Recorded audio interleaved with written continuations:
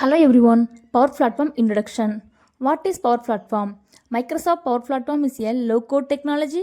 User can create the custom business solution, and also Power Platform contains four different type of core component, that is Power BI, Power Apps, Power Automated Flows, Power Virtual Agent and Power Pages.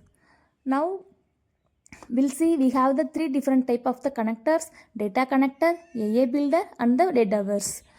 Power Platform understanding challenges and the main purpose of the four different component. Power BI. Power BI is the business analytics interaction between the dashboard and the reports.